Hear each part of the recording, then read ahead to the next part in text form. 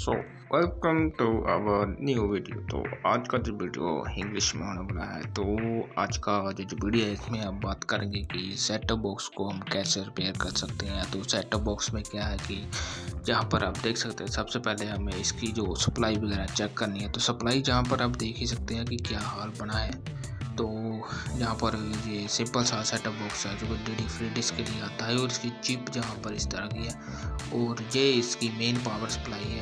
तो क्या होता है कि जब मैं इसको जो ही अपना पावर सप्लाई में प्लग इन करता हूँ तो इसमें बीप का साउंड आता है, या फिर ये देखिए ये ऑन ही नहीं हो रहा और बीप का साउंड आता है। तो मैंने इसको चेक किया, लेकिन ठीक था। सबसे पहले वायरिंग वगैरह सब तो ठीक है, लेकिन बिना मल्टीमीटर के ही मैंने इसका जो फॉल्ट है पता लगा लिया, क्योंकि सब कुछ जहाँ पर ठीक आ रहा था। तो जहाँ पर आप अगर ध्यान दें तो आपको साफ साफ एक जहाँ पर चीज़ दिख रही है, जो कि है इसका जो गेट ड्राइवर ऐसी, जिसे हम मॉसफेट ड्राइवर ऐसे कहते हैं। तो देखो पूरी तरह से ऊपर से फट चुका है। तो इसमें क्या है कि ये जो चीप क्वालिटी का जो हम आईसी वगैरह यूज करते हैं, या फिर कोई चीप क्वालिटी के हम जहाँ पर इलेक्ट्रॉनिक कंपोनेंट का यूज करते हैं, तो वहाँ पर इसके कारण ही जहाँ पर ये हमारा जो ये सेटअप बॉक्स ख़राब हो जाता है। तो ज़्यादा कुछ महंगे वाला नहीं है, क्योंकि महंगे वाला जो सेटअप बॉक्स है उसमें एक सेपरेट पावर सप्लाई आती है।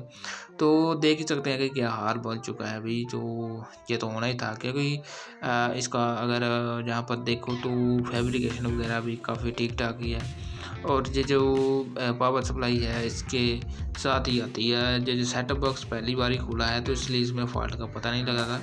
तो अब मैंने इसके लिए एक नई सप्लाई जहाँ पर परचेज़ किया, तो ये देखिए जी, तो दोनों में आपको थोड़ा सा सिंपल सा फ़र्क दिख रहा है।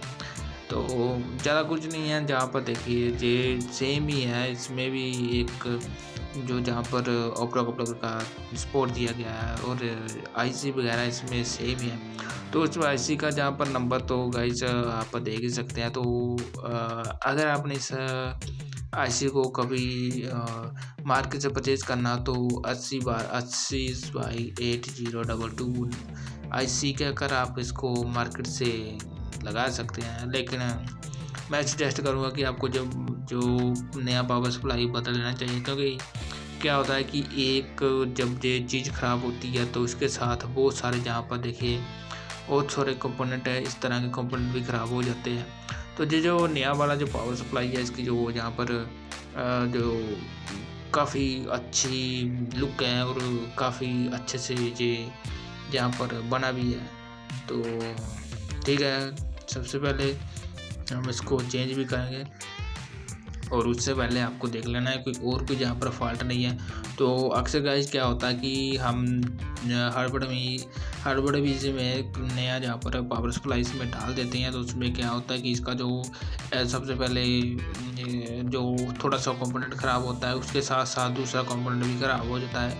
तो आपको इस तरह की गलती कभी नहीं करनी है, क्योंकि ये जो पावर सप्लाई है, जहाँ पर क्या है कि अगर छोटा सा भी जहाँ पर फॉल्ट आ जाता है, तो पूरे के पूरे कंपोनेंट ही जहाँ से उड़ जाते हैं। तो शुक्र मनाओ कि जहाँ पर जो आईसी है हमारा गेट मॉसफेट ड्राइवर आईसी है, जिसे हम PWM में आईसी कहते हैं। तो इसका क्या काम होता है कि ये पावर सप्लाई को स्विचिंग करता है, और जब ये स्विचिंग करेगा तो जहाँ पर हाई फ्रीक्वेंसी फिर पावर सप्लाई बनेगी। पावर सप्लाई जब हाई फ्रीक्वेंसी बनेगी, तो ये SMPS में एक नॉर्मल सी बात है कि जो PNW पर ही काम करता है।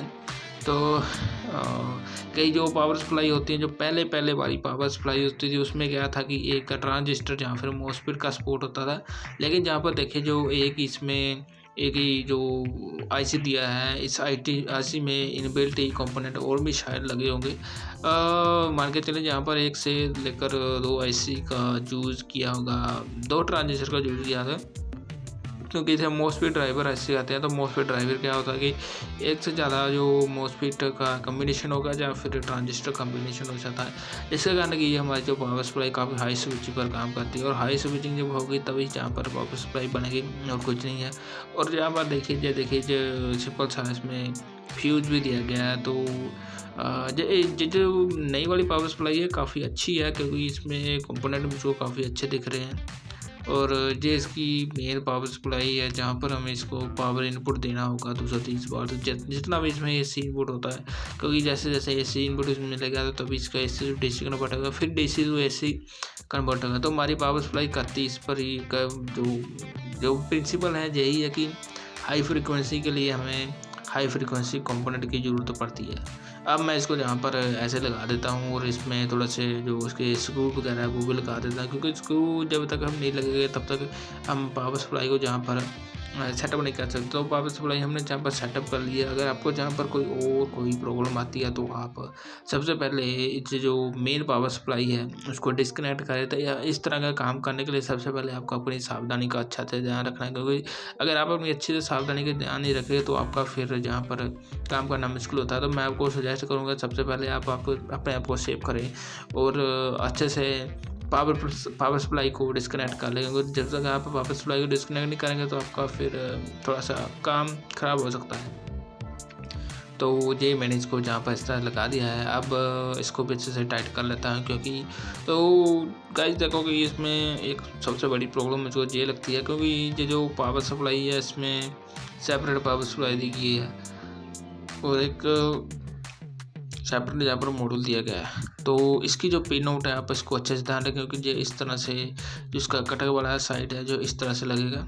तो ये देखिए बिल्कुल ही अच्छा है, नए तरीके से लगा दिया है, कोई इसमें फॉल्ट नज़र नहीं आ रहा है। सब कुछ मैंने अच्छे से चेक कर लिया है। तो अब हमने इसको लगाना है। तो सबसे पहले इसके जो वायरिंग कर रहा है, तो सबसे पहले इसका जो वायर्स है उसको इसके ऊपरली साइड से अलग कर लें और एक अलग साइड पर डालें। तो वो ये हो चुका है। अब मैं इसको पावर में इनपुट करूँगा। पावर प्लग हमने इसका कनेक्ट कर लिया है। तो ये देखिए ऑन हो चुका है। तो गाइस ये देखिए पूरी तरह से वर्क कर रहा है। तो डिस्प्ले पर लाइट वगैरह आ रही है, चैनल सभी आ रही है, जो सिग्नल वगैरह आ रही है। अब ये बिल्कुल मस्त तरीके से काम करेगा, कोई भी जहाँ पर प्रॉब्लम नहीं होगा। तो ये वो कार्ड था जो कि बिल्कुल तरह से ख़राब था। तो कार्ड में इसको रिपेयर कर सकता, लेकिन गाइस इसमें क्या था कि इसका आईसी नहीं था और उसमें मैंने और थोड़े से कंपोनेंट चेक किए थे तो वो भी ख़राब हो चुके थे, क्योंकि एक जो आईसी जो उसके हम ज़्यादा रिस्क तो नहीं ले सकते। तो इसलिए मैंने सब पावर सप्लाई को फेंक कर दिया। तो सोचा कि एक नया पावर सप्लाई चेंज कर ले ताकि इन फ्यूचर हमें कोई प्रॉब्लम ना आए। अब ये बिल्कुल अच्छे से काम करता है, इसमें रेंज आती है, चैनल सब सेटअप आता है। तो सेटअप बॉक्स पूरी तरह से रिपेयर हो चुका है। सिर्फ रिपेयर में क्या था कि इसकी जो पावर सप्लाई है वो ही जहाँ पर एसएमपीएस खराब है और कुछ नहीं था। अगर आपको एसएमपीएस या और कोई इसमें कोई प्रॉब्लम आती है तो आप अच्छे से इसको चेंज कर दें। और सबसे पहले अच्छी सी जो भी इसमें अच्छी वायर को चेक करें, क्योंकि कई बार वायर में कार्बन जमा हो जाता है तो ख़राब हो जाता है। तो आशा करता हूँ वीडियो अच्छी लगी। वीडियो को लाइक कर दें, चैनल को सब्सक्राइब कर दें।